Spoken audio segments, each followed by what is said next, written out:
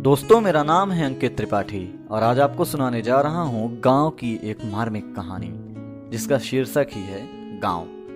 तो सुबह चिड़ियों की चहचहाहट के साथ राहुल की नींद खुली।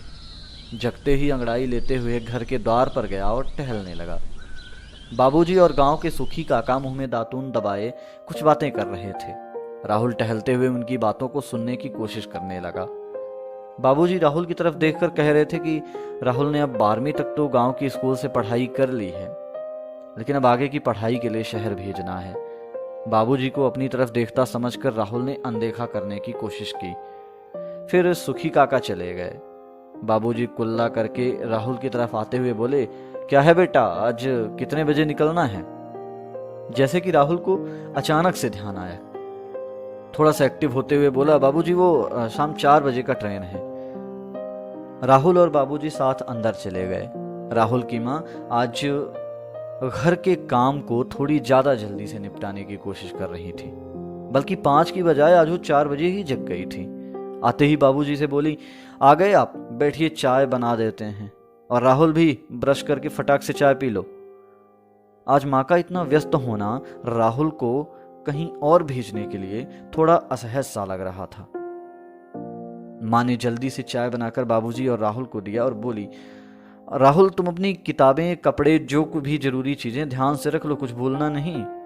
माँ की ये चिंता ना सिर्फ माँ को और बाबूजी को बल्कि राहुल को भी बेचैन कर रही थी। राहुल मन ही मन ये सोच रहा था कि काश माँ कह दे कि राहुल आज नहीं कल चले जाना। माँ इतना कहकर रसोई में चली गई।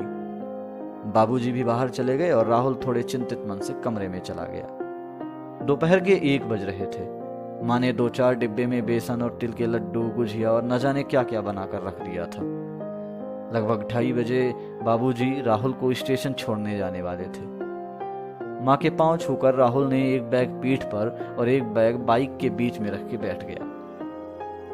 बाबूजी बोले, कुछ भूले तो नहीं हो ना? राहुल, नहीं बाबूजी। राहुल ने माँ की तरफ देखा। आंखों में ममता के आंसू को आंचल से बार बार पोंछने की कोशिश कर रही थी माँ तो चाहती थी कि बेटे को अपनी नजरों के सामने ही रखे, लेकिन बेटे के भविष्य के लिए कलीजे पर पत्थर रखकर बेटे को खुद से दूर भेजना ही था। इतने में बाइक स्टार्ट हुई और बाबूजी राहुल को लेकर चल दिए। जाते जाते राहुल एक दफा पूरे गांव को बड़े ध्यान से देख रहा था। बाबूजी और राहुल स्टेशन आ गए थे। राहुल का सामान ट्रेन में राहुल की सीट के नीचे बाबूजी रखकर बोले, मन लगा के पढ़ना, घर की चिंता नहीं करना। राहुल ने हाँ में सिर हिलाकर उनके पांव छुए और फिर ट्रेन चल पड़ी। वो बाहर गेट पर खड़ा उन्हें देख रहा था। शहर में पहुंचकर रहते हुए उसे 2 महीने ही हुए थे कि अब राहुल का मन ऊब गया था। गांव की बहुत याद आ रही थी।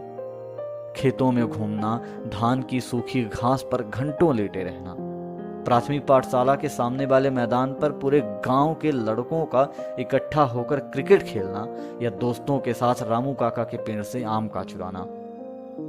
मेहमानों के आने पर सबका एक साथ घर की छत पर लेटकर बातें करना और आसमान के तारों को देखते हुए पता नहीं कब नींद का आ जाना। राहुल की आंखों में गांव के सपने तैर रहे थे। शहर की सिकुड़न में राहुल को नींद तक नहीं आ रही थी। आखिरकार एक दिन उसने बिना बताए गांव के लिए ट्रेन पकड़ ही ली। गांव पहुंचकर वो खूब रोया और खुलकर सांस लेते हुए आज़ादी महसूस की। उसे ऐसा लग रहा था जैसे आज उसे कितनी बड़ी बंदिशों से छुटकारा मिल गया है। तो शहर की इस धूप में छांव ढूंढना, जैसे हर एक जर्रे में गांव ढूंढना, जैसे हर एक जर्रे में